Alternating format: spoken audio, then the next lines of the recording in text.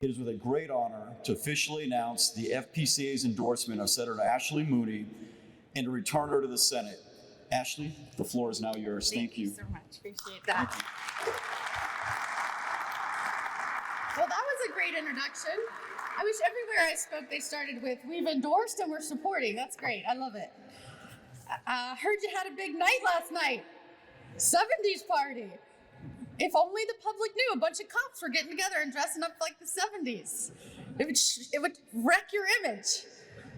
Although I am 1,000% sure that my husband, who is among those of you that wear the badge, did not and would not dress up. He won't even sing in church. He stands there with a stoic face, and I am constantly nudging him, trying to get him to be more vocal in church. So I know he wasn't dressing up like 70s and going crazy last night. But if you ever catch him in a picture doing that, you have to show me. It is great to be with you, certainly an honor.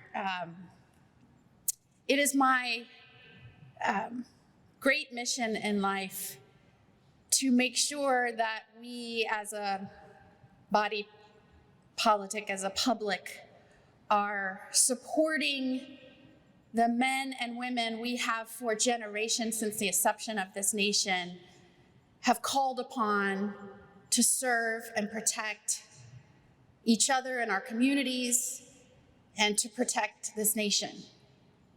And without people like you, we don't have a 250th anniversary last weekend to celebrate of the United States of America. And I had this list of things I wanted to talk to you about since I became a United States Senator. And those of you in this room I've worked with, I've mourned with you, I've celebrated with you, I have had long conversations about particular challenges in your communities or things we can do better to shore up our laws to support law and order. So many of you are friends and longtime colleagues. And I had a list here of all the things that I have done since becoming your United States Senator. And what a great honor and new platform by which to pursue my mission of protecting those that protect us. From introducing my first bill, which was meant to allow for officers to have homes in the communities they serve and make that an easier process, to all of the bills we passed out of judiciary, of which I am the most junior member, but one of the most active.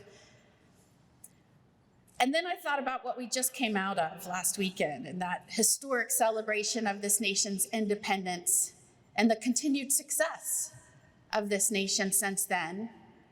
And I thought to myself, I think it is important as a group that we are mindful of what we celebrated, because you that wear a badge are so much a part of it.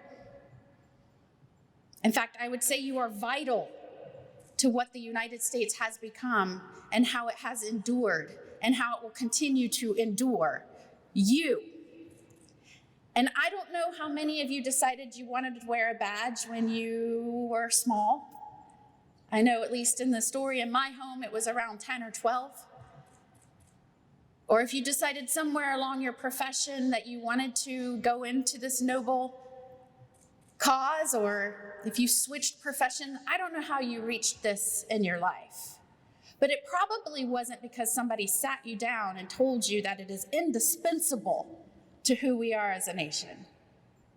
In fact, you didn't hear a lot about this past weekend, the Declaration of Independence, and how it specifically related to safety.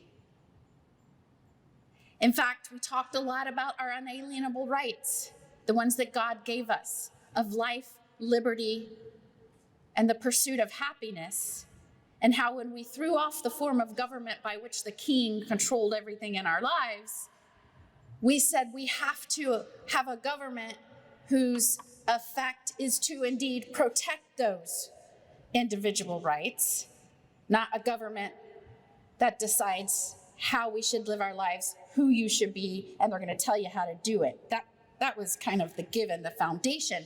But very few people talk about in the Declaration of Independence, when they said we need a government that will affect these things, carry out these things, these intentions, very few people talk about the fact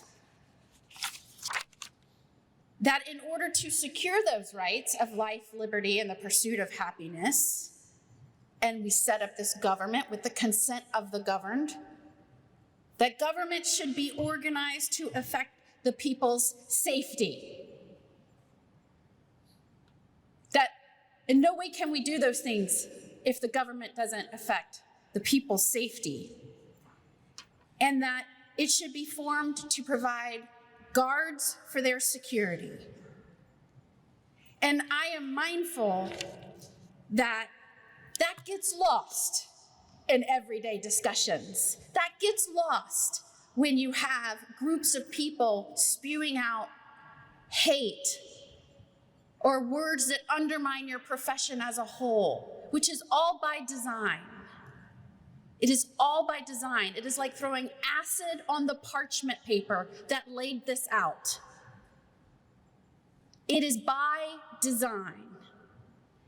Your piece of it, which we started feeling rumblings about, it was one of the main reasons I left the bench to be, and I say this humbly, the top cop of Florida. And I say that humbly because I don't put on a bulletproof vest every day. It was one of the main reasons because I could feel it.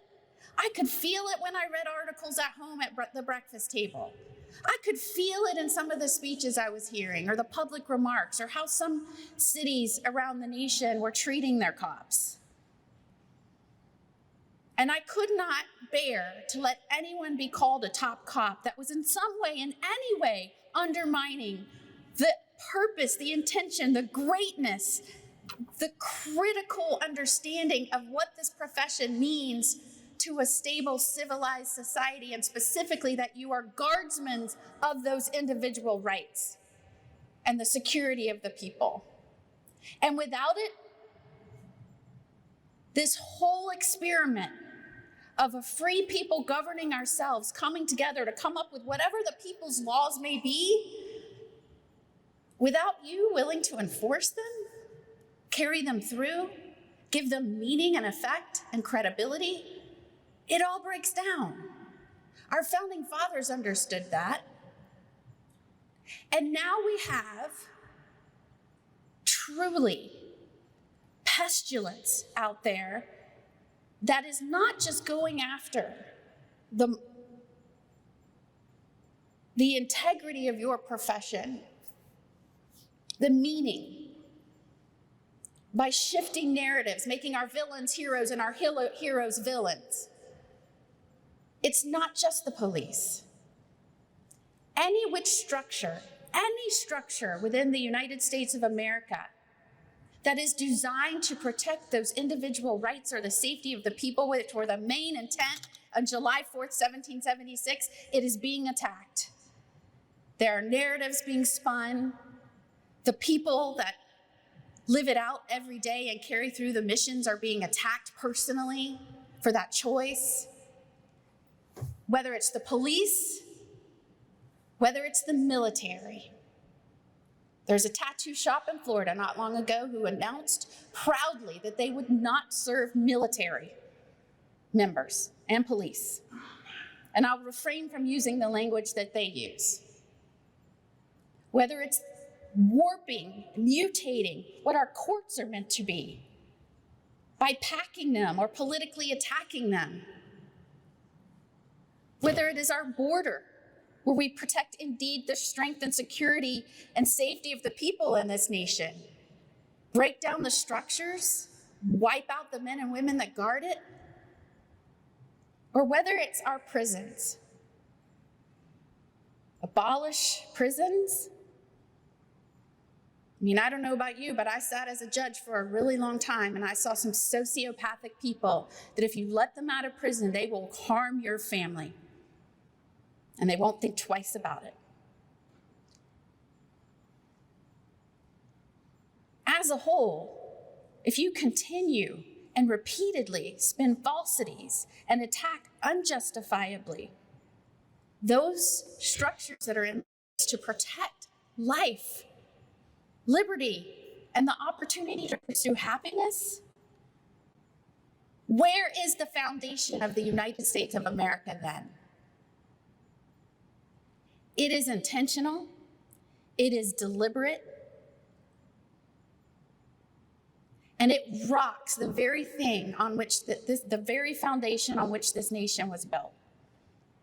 And on 250 years, when we are celebrating this nation's birthday, I don't care if you are an independent, a Republican, a Democrat, doesn't matter to me. But you have to be honest in the men and women that gave their professional lives to serve something bigger than themselves and what it means to the strength of this nation moving forward. That is the only way we will continue to endure, and we have to call out when we see it coming a mile away. And I'll be honest, in my first term as Attorney General, when I was appointed to the Presidential Commission on Law Enforcement and the Administration of Justice, I was the only Attorney General in the nation to serve on that. And I remember we were talking about prosecutors, DAs, state attorneys around the nation that refused to enforce the people's laws that they didn't agree with.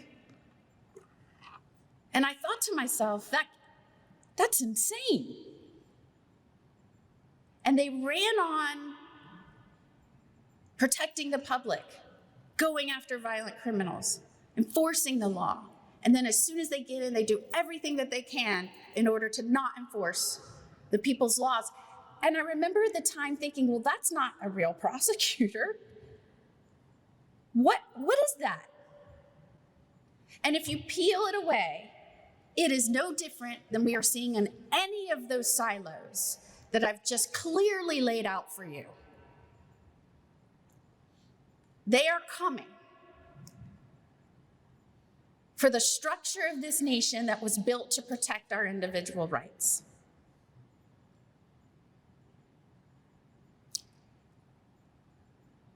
And it is going to take people that have built a lifetime of credibility doing what you do, putting your own lives on the line, to stand up for something bigger than yourselves, to lead your men and women through this time.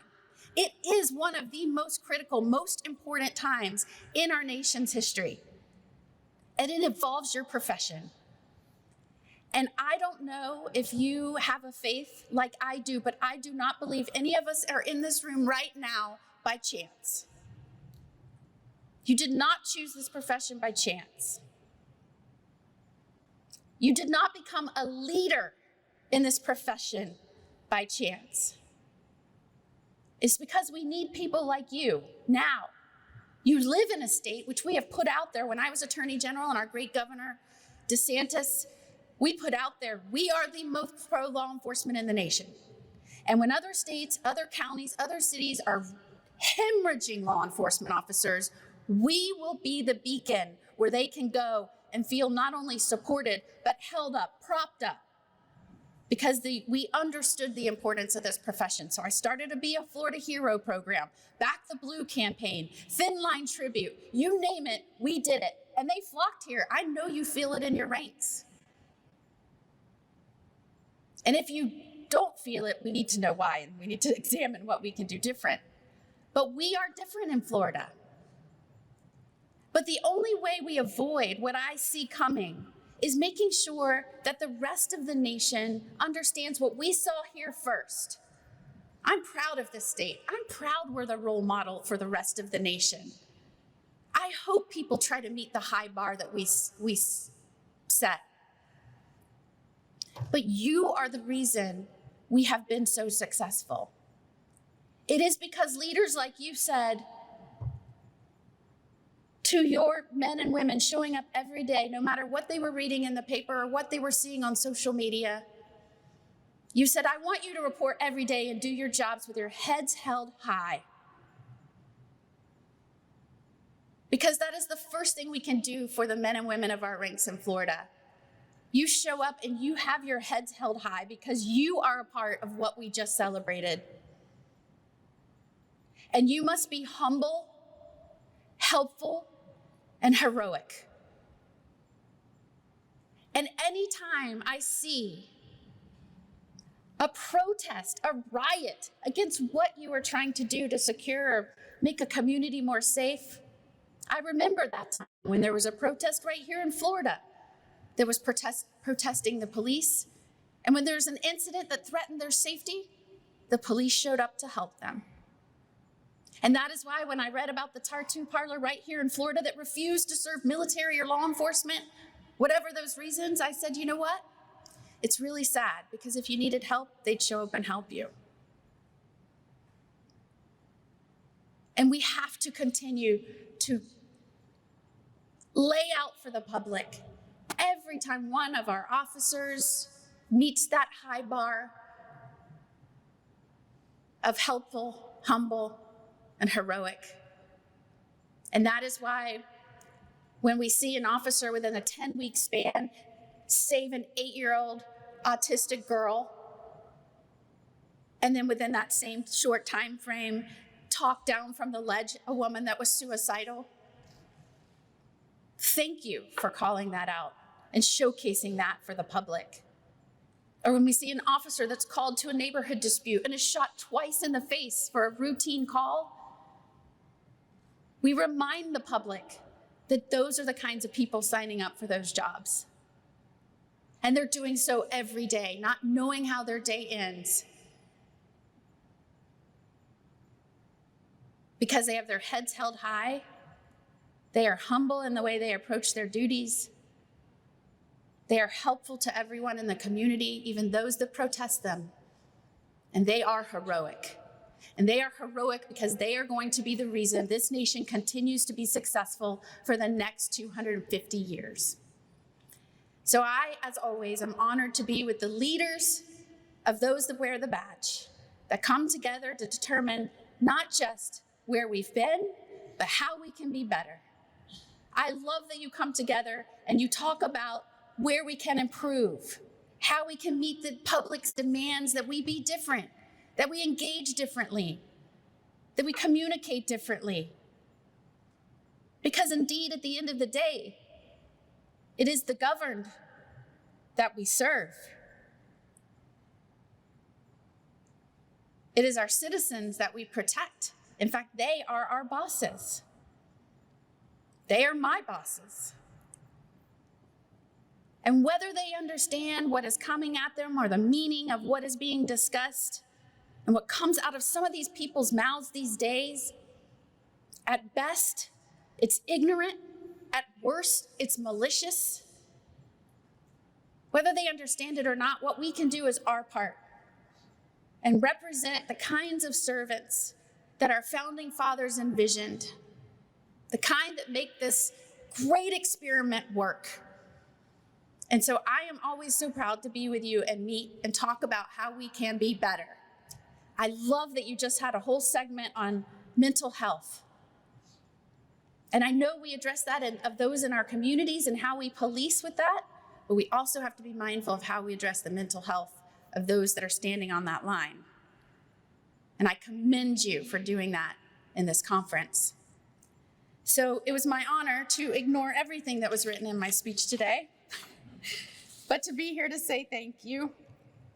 We are eternally grateful that you heard and answered that call, not just initially, but even during a time of chaos and challenge, and what I know is very hard on you and your families. And you probably some days look at that retirement countdown and think, how quickly am I out of this? I ask you in those final days, those final months, those final years in which you have been chosen to be the leader, ask yourselves how you can contribute to the enduring strength of this great free state of Florida and the United States of America. And understand that maybe it's not a countdown, but just a reminder of how much time you have left to do your part, to pass the baton, to make sure you run through the finish line. That's what I'm trying to do. That's what I want to do with your help. And in your final countdown, as you watch that clock until your law enforcement profession ends, I hope you will call on me at any time if I can help you be successful in that mission. Thank you so much. Have a great conference. God bless you.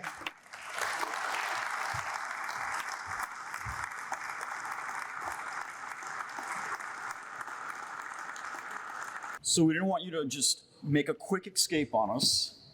So we wanted to present you with this award, the Friends of the FPCA. And you really shortchanged the stuff that you did for law enforcement in your speech. I mean, there is probably nobody else in Florida government or now US government that has done more for law enforcement than you have. So we really, truly want to present you this award. And in your speech, you talked about America 250. And you didn't go down the path, but there are people in our country that just despise America and America 250. And people said that they were not proud to be Americans, not proud to celebrate the 4th of July. But if you sat here and listened to your speech, you have every reason to be proud to be a US citizen and a Floridian. So Ashley Moody, we'd like to present you this Friends of the FPCA award. Thank you for everything you do. Thank you. I treasure this. Thank you so much. You're welcome. Thank you. If you could just join us for a photo real quick.